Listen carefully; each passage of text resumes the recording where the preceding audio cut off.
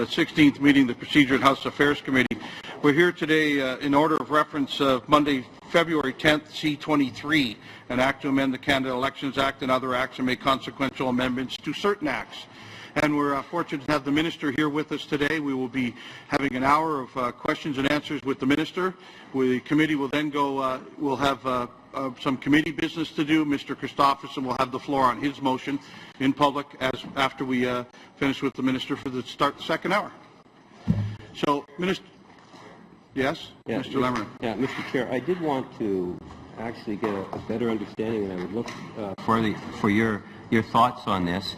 You know, typically, my understanding in terms of process has been that you have a steering committee. The steering committee comes up with a number of thoughts in terms of the days in which we will meet, the times we meet, the invitation lists, and when the whole process would get underway. And I think that is something that is really important. We need to recognize that we're doing something somewhat different here. Okay, Mr. Lameron, we have the Minister here for an hour, yes, and there will be speaking spots in that hour. And the second hour is committee business on the steering committee. So yeah, I'm going to ask you to hold your thoughts and come to us in the committee business part. We know during this study we'll need to speak to the Minister. We have him here today, and I know that there's many people here who would like to hear him. I know, Mr. Chair, with all due respect, I would love to hear from the Minister too. You know, I welcome the opportunity. I have a lot of problems with what the Minister has done here. There's no doubt about that in regards to the legislation. We have a number of questions. We want to see a lot of amendments brought to the legislation. My concern is strictly in terms of process. You know, we could have asked the Minister to have come on Tuesday. There was no agreement between the three political parties that the Minister should even be appearing here today, that there would have been another alternative date. We were led to believe, or at least one party was led to believe that, in fact, we would be canvassing outside of Ottawa. We hear in the news reports that that's not going to be taking place. We've begun the process. Mr. Lameron? Yes. When we last met, there was consensus. It may not have been a unanimous consensus, but there certainly was consensus to proceed in the way we are. To have the Minister here today, there was even thought of having a second witness. We're not able to provide that today. So in the method that this committee has always used in moving forward, we will in the second hour spend our time talking about, as a steering committee of the whole, how we'll move forward. Okay. If you'd like to use your time during the questioning of the Minister to talk about that, I can't stop you from doing that. But right now, we have a speaker's list and we have a Minister present. So I'm going to recognize Mr. Butt as the first questioner of the Minister. Okay. If I can just conclude 30 seconds, Mr. Chair, Mr. Speaker. I'll conclude on 30 seconds. It's not that I disbelieve you can do it in 30 seconds, but you've never proven me that you could. That's right. So just, Mr. Chairperson, just so that we are under the understanding we'll hear the Minister, and then after hearing the Minister, the objective would be then we would go back to the normal process and set the perimeters in terms of the future of when this committee will in fact be. We will start that by, and that would be your assurance. Mr. Christopherson has a motion on the floor. Yes. It's been so moved. He will get to speak to his motion, and we'll start the steering process with that. No more meetings with other presenters until that issue is resolved then? Well, that will be up to this committee. This chair doesn't make those independent decisions. Minister, great to have you here today. I suppose you have a bit of an opening statement and you have some guests with you I'd like you to introduce. And so please, if you'd like to do that, carry on. We'll go to Mr. Butt as our first question. We have here Matthew Lynch and Isabel Mondeau. They are two officials from the Privy Council office, and they will be helping with any technical matters with which the committee may need assistance. As for an opening statement, I'd rather maximize time and accountability for questioning, so I have no opener. Super. Thank you, Minister. That's always helpful for the committee to give them more time to talk, to some at least. Mr. Butt, would you like to start off 7 minutes, please? Sure. Well, thank you very much, Mr. Chair. Welcome, Minister. Excellent to have you here today. I'm glad that we're going to have lots of time for questions and answers on both sides of the table today. Minister, you may be aware that prior to me getting elected to Parliament, I was for 12 years the President and Chief Executive Officer of the Greater Toronto Apartment Association, and the members of that association were owners and operators of multifamily apartment buildings throughout the Greater Toronto area. I certainly heard anecdotally from members that often when voter information cards are mailed into apartment buildings, residents will of course go to their mail room, they will open up their mailbox, pull out whatever's there. A lot of it is often flyers, but also the voter ID card, or the voter notification card as I prefer to call it, because it really isn't identification, it is a notification card, is often discarded in the mailroom, in the garbage can or in the blue box, as the case may be. And I have heard anecdotally that individuals have subsequently come into those mailrooms, they have grabbed those voter notification cards, and presumably for a reason, I assume, to use those cards to vouch for an individual who would then go and vote in place of the real voter who was the tenant in that unit. Therefore, I'm very concerned about the vouching system, and I think it needs to be cleaned up, because I think these kinds of abuses do take place. By changing the system as you have proposed in the bill, Minister, do you agree that this, as an example, is one of those things that we will see rectified, because the voter notification card will also have to be accompanied by a proper piece of identification in order for that individual to exercise their vote? You've touched on two issues. One is vouching and one is the use of the voter information card as a form of ID. Let me address the latter first, the former second. The voter information card draws its information from the National Register of Electors, on which 1 in 6 names have false information. It follows that 1 in 6 cards then are false. That allows for people to vote either more than once or in places where they do not live.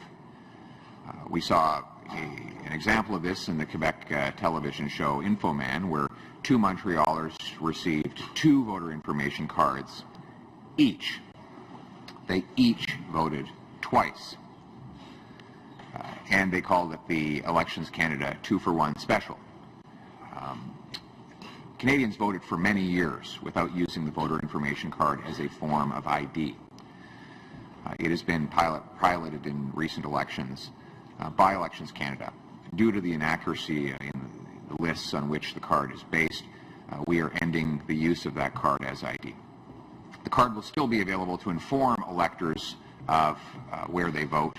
They just won't be able to use it as ID. There will continue to be 39 pieces of acceptable identification that Canadians can use to identify their person and their address. On to vouching.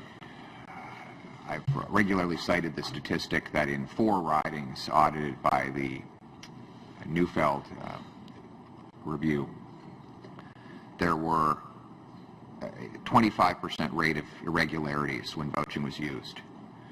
If you look nationally, the same report found that there were irregularities in 42% of cases where vouching was used. 120,000 vouching incidents occurred in the last election, and there were 50,000 irregularities. It's been suggested more recently that these were small matters, failure to cross T's or dot I's. That, in fact, is absolutely false, and if you'll permit me, Chair, I'll quote directly from Elections Canada's own compliance review. Errors that involve the failure to properly administer these procedures are serious. The courts refer to such serious errors as irregularities, which can result in votes being declared invalid. It goes on, too frequently.